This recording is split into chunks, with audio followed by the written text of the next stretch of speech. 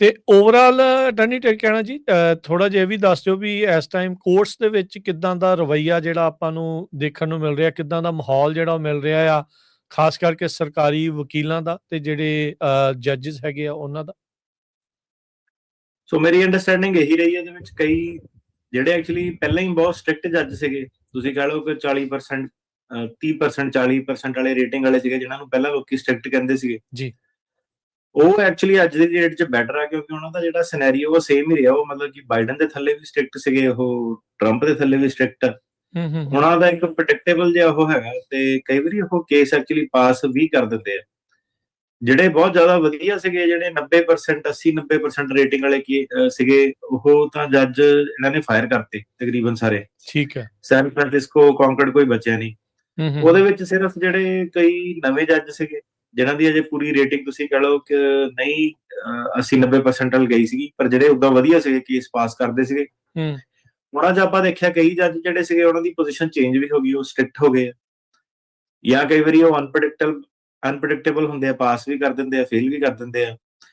ਤੇ ਕਈ ਇਹਨਾਂ ਨੇ ਜੱਜ ਜਿਹੜੇ ਇਦਾਂ ਦੇ ਵੀ ਬਾਹਰ ਕੱਢੇ ਆ, ਜਿਹੜੇ ਕਿ ਸਟ੍ਰਿਕਟ ਹੋ ਗਏ ਸੀਗੇ, ਸਾਲ ਤੋਂ ਕਾਫੀ ਸਟ੍ਰਿਕਟ ਚੱਲ ਰਹੇ ਸੀਗੇ, ਪਰ ਉਹਨਾਂ ਨੇ ਫੇਰ ਵੀ ਬਾਹਰ ਕੱਢਤੇ। ਮਤਲਬ ਕਿ ਤਕਰੀਬਨ ਜਿਹੜਾ ਸੀਗਾ ਬਹੁਤ ਘੱਟ, ਜਿਹੜਾ 20% ਕੇਸ ਜਿਹੜੇ ਪਾਸ ਕਰਦੇ ਸੀਗੇ, ਤਾਂ ਵੀ ਉਹਨਾਂ ਨੇ ਜਿਹੜੇ ਸੀਗੇ ਫਾਇਰ ਕਰਤੇ।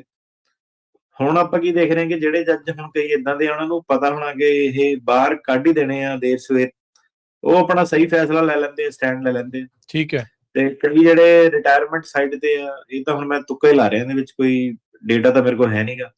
ਸੋ ਆਈ ਥਿੰਕ ਜਿਹੜੇ ਰਿਟਾਇਰਮੈਂਟ ਸਾਈਡ ਤੇ ਆ, ਜਿਹਨਾਂ ਦੀ 1-2 ਸਾਲ ਹੋਰ ਕੰਮ ਕਰਕੇ ਜੋ ਵੀ ਫੈਡਰਲ ਪੈਨਸ਼ਨ ਲੱਗਦੀ ਹੋਣੀ ਹੈ, ਉਹਨੇ ਆਪਣਾ ਵੀ ਇੰਟਰਸਟ ਜਿਹੜਾ ਵਿੱਚ ਓਬਵੀਅਸਲੀ ਦੇਖੂਗਾ। ਤੇ ਬਾਕੀ ਬੰਦੇ ਤੇ ਡਿਪੈਂਡ ਕਰਦਾ, ਕਈ ਜਿਹੜੇ ਹੁੰਦੇ ਆ ਉਹ ਰੂਲ ਦੇ ਹਿਸਾਬ ਨਾਲ ਚੱਲਦੇ ਆ, ਕਈ ਸਟ੍ਰਿਕਟ ਹੁੰਦੇ ਆ। ਸੋ ਉਹ ਚੀਜ਼ਾਂ ਜਿਹੜੀਆਂ ਸੀਗੀਆਂ, ਹੁਣ ਕਿਉਂਕਿ ਜਦੋਂ ਸਟ੍ਰਿਕਟ ਹੋ ਜਾਂਦੇ ਆ, ਤੇ ਸਰਕਾਰੀ ਵਕੀਲ ਜਿਹੜਾ ਹੈਗਾ, ਉਹ ਤਾਂ ਹਰੇਕ ਚੀਜ਼ ਦੇ ਵਿੱਚ ਹੀ ਜਿਹੜਾ ਆਬਜੈਕਟ ਕਰਦੇ ਆ, ਹਰ ਚੀਜ਼ ਦੇ ਉੱਤੇ ਮੁੱਦਾ ਜਿਹੜਾ ਬਣਾਉਂਦੇ ਆ।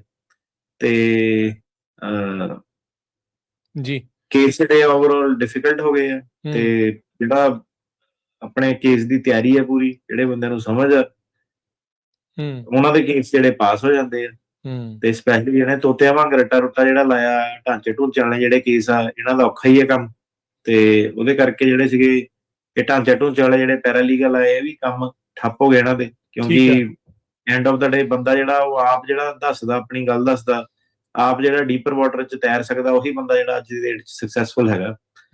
ਸੋ ਉਹੀ ਇੱਕ ਰੀਜ਼ਨ ਆ ਕਿ ਆਪਣੀ ਫਾਈਟ ਜਿਹੜੀ ਪੂਰੀ ਕਰੋ। ਹੁਣ ਅੱਗੇ ਜਿਹੜੀ BIA ਸਰਕਿਟ ਕੋਰਟ ਤੱਕ ਦੀ ਫਾਈਟ ਜਿਹੜੀ ਸੁਭਾਵਿਕ ਜੀ ਗੱਲ ਚੱਲ ਜਾਂਦੀ ਹੈ।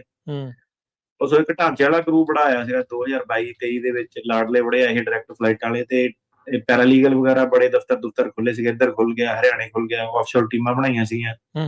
ਤੇ RKK ਦੀ ਆਪਾਂ ਗੱਲ ਕਈ ਵਾਰੀ ਕੀਤੀ ਵੀ ਆ, ਉਹਦੇ ਵਿੱਚ ਉਹ ਜਾ ਕੇ ਇੱਕ ਜਿੱਦਾਂ ਤੁਸੀਂ ਕਹਿ ਲਓ ਕਿ ਵੀਜ਼ਾ ਮਿਲ ਜੇ ਟਾਈਪ ਸਿਚੁਏਸ਼ਨ ਜਿਹੜੀ ਸੀਗੀ ਬਣੀ ਹੋਈ, ਤੇ ਗੱਲ ਵੀ ਕਈ ਵਾਰੀ ਪੈਂਦਾ ਸੀ ਬੰਦਾ ਕਿ ਲੈ ਫਲਾਨਾ ਬੰਦਾ ਏਦਾਂ ਕਰਦਾ, ਤੂੰ ਕਿਉਂ ਨਹੀਂ ਏਦਾਂ ਕੀਤਾ, ਉਹ ਵਾਲੀ ਚੀਜ਼। ਤੇ ਉਹ ਵਾਲਾ ਜਿਹੜਾ ਸੀਗਾ ਸਾਰਾ ਇਹਨਾਂ ਨੇ ਸਿਸਟਮ ਜਿਹੜਾ ਖਤਮ ਕਰਤਾ ਬੇਸਿਕਲੀ।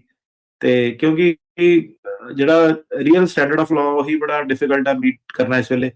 ਤੇ ਉਹ ਤਾਂ ਸਟੈਂਡਰਡ ਆਫ ਲਾਅ ਦਾ ਤੁਹਾਨੂੰ ਪਤਾ, ਇਹ ਜਿਹੜੇ ਇੰਟਰਪ੍ਰੇਟਰਾਂ ਨੇ ਦੁਕਾਨਾਂ ਖੋਲੀਆਂ ਹੋਈਆਂ ਸੀਗੀਆਂ ਕਿ $1000-2000 ਲੈ ਕੇ ਪੈਕੇਜ ਪੂਕੇਜ ਬਣਾਉਂਦੇ ਸੀਗੇ, ਕਈ ਚੀਜ਼ਾਂ ਸੁਣਨ ਨੂੰ ਮਿਲਦੀਆਂ ਸੀਗੀਆਂ ਜਿਹੜੀਆਂ, ਤੇ ਸੀਗਾ ਉਹਨਾਂ ਦੇ ਬੇਸਿਕਲੀ ਪੱਲੇ ਕੱਖ ਨਹੀਂ, ਸਾਰਿਆਂ ਨੂੰ ਪਤਾ, ਕਿਉਂਕਿ ਉਹਨਾਂ ਨੇ ਵਕੀਲਾਂ ਤੋਂ ਕਹਾਣੀਆਂ ਲੈ ਕੇ ਇੱਧਰੋਂ ਦੀ ਰੈਪਲੀਕੇਟ ਕਰ ਦਿੰਦੇ ਸੀਗੇ, ਇੱਕ ਦੇ ਦੂਜੇ ਚ ਚੇਪਤੀ, ਤੀਜੇ ਚ ਚੇਪਤੀ। ਇਹ ਵਾਲੇ ਚੱਕਰ ਜਿਹੜੇ ਸੀਗੇ ਕਾਫੀ ਜ਼ਿਆਦਾ ਜਿਹੜੇ ਸੀਗੇ, ਕਮਿਊਨਿਟੀ ਨੂੰ ਥੱਲੇ ਵੀ ਬੜਾ ਸੁੱਟਿਆ ਇਹਨਾਂ ਨੇ, ਕਿਉਂਕਿ ਉਹ ਕਹਿੰਦੇ ਕਿ ਸਾਰਿਆਂ ਦੀਆਂ ਚੀਜ਼ਾਂ ਜਿਹੜੀਆਂ ਰਲਦੀਆਂ। ਹੁਣ ਕੋਈ ਬੰਦਾ ਆਪਣਾ ਇੰਟਰਪ੍ਰੇਟਰ ਕੋਲ ਟਰਾਂਸਲੇਟ ਕਰਾਉਣ ਲੱਗਿਆ, ਉਹਨੇ ਉਹਦੀ ਕਿਸੇ ਹੋਰ ਨੂੰ ਵੇਚਤੀ, ਏਦਾਂ ਦਾ ਕੰਮ ਜਿਹੜਾ ਸੀਗਾ ਕਾਫੀ ਚੱਲਦਾ ਸੀਗਾ। ਤੇ ਹੁਣ ਇਹ ਚੀਜ਼ਾਂ ਹੈਗੀਆਂ ਜਿਹੜੇ ਉਹਦੇ ਹਿਸਾਬ ਨਾਲ ਜਾਂਦੇ ਆ, ਜਿਹੜੇ ਆਹ ਵਿੱਚ ਵਿਚੋਲੇ ਪਵਾ ਕੇ ਜਿਹਨਾਂ ਨੇ ਚੀਜ਼ਾਂ ਜਿਹੜੀਆਂ ਬਣਾਈਆਂ, ਉਹ ਮੈਡੀਕਲ ਤੋਂ ਲੈ ਕੇ ਹਰੇਕ ਚੀਜ਼ ਜਿਹੜੀ ਕੁਐਸਚਨ ਜਦੋਂ ਹੁੰਦੀ ਆ ਉਹ ਆਨਸਰ ਨਹੀਂ ਕਰ ਪਾਉਂਦੇ। ਜਿਹੜਾ ਬੰਦਾ ਹੁਣ ਆਪਣੀ ਆਪ ਸਿੱਧੇ ਓਰੀਜਨਲ ਜਿਹੜਾ ਬੰਦਾ, ਉਹਨੂੰ ਪਤਾ ਹਰੇਕ ਚੀਜ਼ ਕੱਲੀ ਕਿੱਦਾਂ।